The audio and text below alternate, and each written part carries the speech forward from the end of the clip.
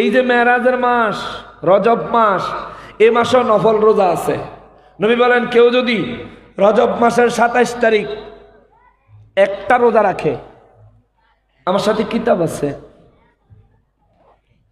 ফাজাইলুল আওকাত কিতাব, ইমাম বাইহাকি রহমতুল্লাহ আলাইহি লিখছে, দারুল কুতুব লেবানন থেকে প্রকাশিত। যে ব্যক্তি রজব মাসে একটা রোজা রাখে, নবী বলেন 1 বছর রোজা রাখার সওয়াব আল্লাহ তার আমলনামায় দিয়ে দিবে। সুবহানাল্লাহ। আরেকটা হাদিসে মুবারকে নবী কয়, যে ব্যক্তি রজব মাসের 27 তারিখ একটা রোজা রাখবে, 100 বছর রোজা রাখার সওয়াব আল্লাহ তার আমলনামায় দিবে। সুবহানাল্লাহ। আরো হাদিস মুবারকে নবী বলেন, রজব মাসে যে ব্যক্তি 7টা রোজা রাখবে, যে কোনো 7 দিন, তার জন্য 7টা জাহান্নামের দরজা আল্লাহ বন্ধ করে দিবে। যে ব্যক্তি রজব মাসে 8টা রোজা রাখবে, নবী বলেন ওই ব্যক্তির জন্য 8টা জান্নাতের দরজা আল্লাহ খুলে দিবে। সুবহানাল্লাহ। নবী বলেন যে ব্যক্তি রজব মাসে 10টা রোজা রাখবে, যে কোনো 10 দিন, এই এই হাতে ছোট দিকে তুই হাতের কিলাবি, তোর কি লাই না কথা নাই।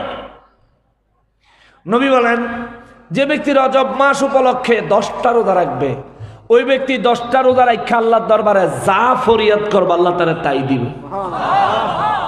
এই তো সাথে কিতাবটা আছে। নবী বলেন কেউ যদি রজব মাস উপলক্ষে 15 দিন রোজা রাখে, এই 15 দিন রোজা রাখার খাতিরে এই ব্যক্তি 15 দিন রোজা রাখা 15 দিনের দিন যখন ইফতারি করতে যায়, আল্লাহ একজন রহমতের ফেরেশতা নিযুক্ত করে। ওই ফেরেশতা চিৎকার দিয়ে ডাইকা ডাইকা কয়, ও আল্লাহর বান্দা, তোমার আমলনামায় 100 বছরের নেক আমল লেখা হয়েছে, তোমার আমলনামায় 7টা জাহান্নামের দরজা বন্ধ তোমার জন্য ঘোষণা দেওয়া হয়েছে, 8টা জান্নাতের দরজা তোমার জন্য খুলে দেওয়া হয়েছে, তোমার সমস্ত দোয়া কবুল করবেন আল্লাহ ওয়াদা করেছেন। আর 15টা রোজা রাখছো আজকে, আল্লাহ তোমার উপর এত খুশি হয়েছে, আমাকে নিযুক্ত করেছে, আমি ডিক্লার দিচ্ছি তোমার অতীতের সব গুনাহ আল্লাহ মাফ করে দিয়েছে। সুবহানাল্লাহ। রজব মাসে 15 দিন রোজা রাখবেন নি? রোজা রাখেন। রোজা রাখলে অসুস্থ মানুষ বেশি অসুস্থ হয় না, বরং সুস্থ হয়। ডায়াবেটিসের রোগীর সুস্থ উপকার রোজা রাখলে। যে প্রতিদিন শরীর হুলাপ করে ইঞ্জেকশন দেওয়ার লাগে, ছিদ্র করে নিজের ইঞ্জেকশন নিজে দেওয়ার লাগে, হে বেটার উপকার রোজা রাখলে সুবহানাল্লাহ কন্যা। কিন্তু আমরা গ্যাস্ট্রিকের দোহাই দিয়া রোজা ভেঙে গেলাম।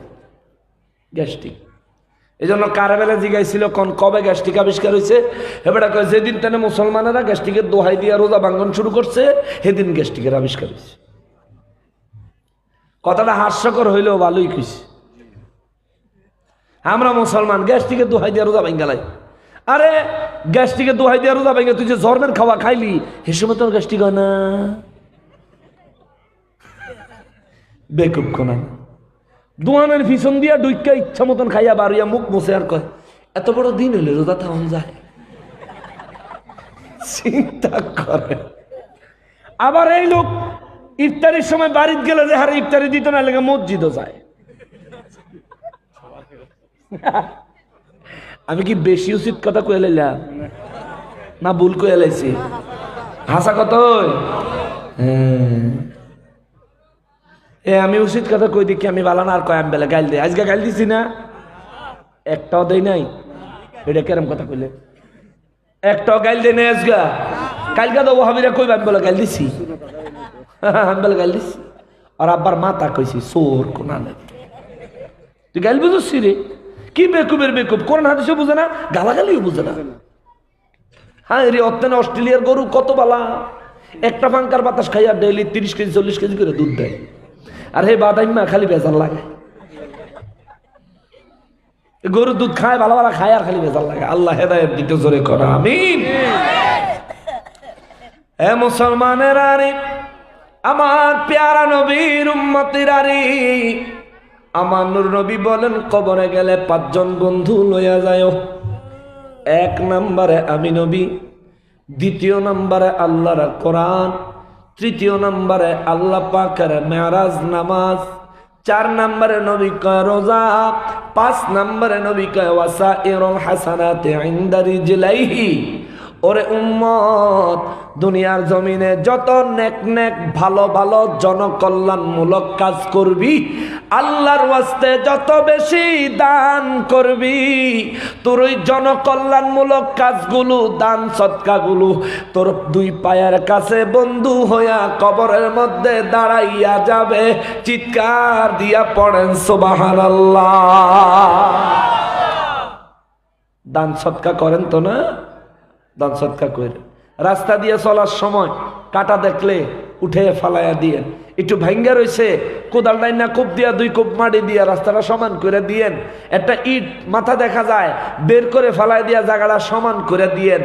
একটা রাস্তায় আপনার ঘরের পাশ দিয়া রাস্তা, আপনার জমির উপর দিয়া রাস্তা, আপনি দেখতেছেন মানুষ চলার সময় কষ্ট হচ্ছে, রাস্তাটা একটু প্রশস্ত করে দিয়েন। এদিকে দুনিয়ায় আপনি রাস্তা প্রশস্ত করে দিবেন, ওদিকে পুলসেরাতের পোলের রাস্তা আল্লাহ আপনার জন্য প্রশস্ত করে দিবে। এরকম করেন বাবা, লাভ হইব। জনকল্যাণমূলক কাজ, জনকল্যাণমূলক কাজ করেন, স্বার্থপর হয়েন না। এই জনকল্যাণমূলক কাজ কইরা দেখেন, আপনার আত্মায় শান্তি লাগবে। কইরা দেখেন, কোন মানুষের উপকার করে দেখবেন, আপনার আত্মায় বড় শান্তি লাগবে। কইরা দেখেন একদিন। আমরা তো আসি গালি কার ক্ষতি করবো হেটালে, একদিন কারো উপকার করে দেখেন, আপনার দিল ঠান্ডা হয়ে যাইব। নিজের নিজে বুঝতে পারবেন যে আসলেই মানুষের উপকারের মধ্যে অত্যন্ত শান্তি আছে। ঠিক কিনা বলেন?